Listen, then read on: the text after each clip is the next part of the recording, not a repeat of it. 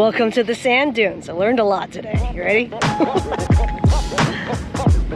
So we're out here for day 2 of Rebelle Rally training, and we're in the Glamis sand dunes, and it's really beautiful. Beautiful.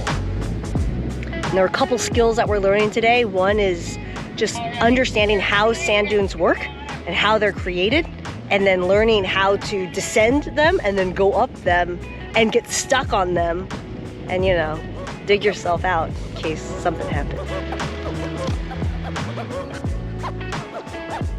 And if you're new here, yo, I'm Christine Lozada with Where in the World is CL, and this is my travel vlog about an experience I had with Rebelle Rally training, a 1,600-mile race across the desert over 8 days, no GPS, no phones, and this is the training.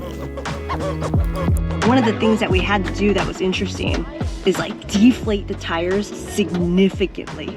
So the more surface area the tire has on the sand, the easier you can kind of float on top of the sand. So we took the pressure from the tires from 55 PSI all the way down to 17, to the point where like the gauge says like low tire pressure.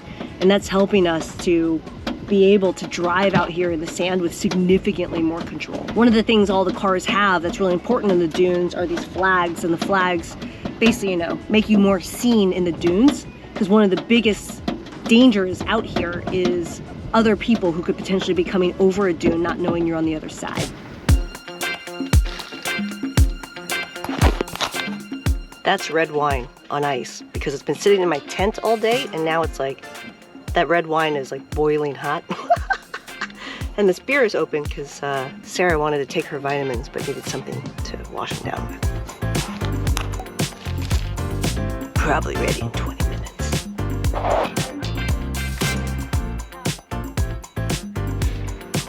Whoa. It's my first time driving a vehicle in the sand. In other words, I've driven dirt bikes, I've driven quads, I've driven like dune buggies, but never like a normal vehicle. That was my first time. Your radios to the trailer, please. They need our radios. I don't know where the radio's at. Shit.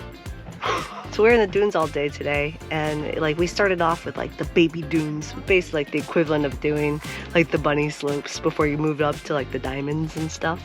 But we started by just practicing going down. Oh, actually, hold on. Before I even went to the dunes, the first thing I learned that was really fascinating was how much you have to remove air from your tires. You have to remove a ton of air because the more surface area you have on your tire, the better. Like the tires literally felt flat. It was neat. Like they would like grip the sand or rather help you to float on top of the sand more. That was a totally different feeling. And then we started sliding down the dunes and practicing driving up them. I definitely didn't gas it enough times. The highlight today was I almost flipped the car. I had us in roll position.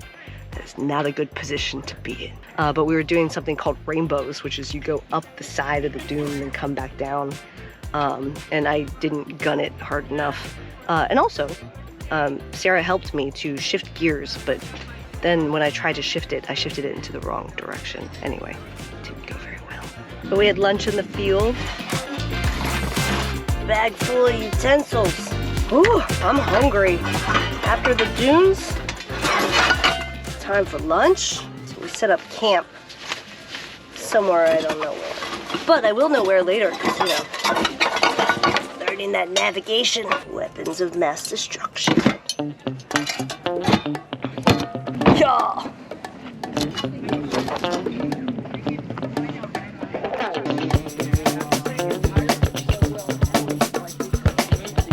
That was cool, and then we got back out to some of the bigger dunes, and then we learned something called max tracks. Max tracks.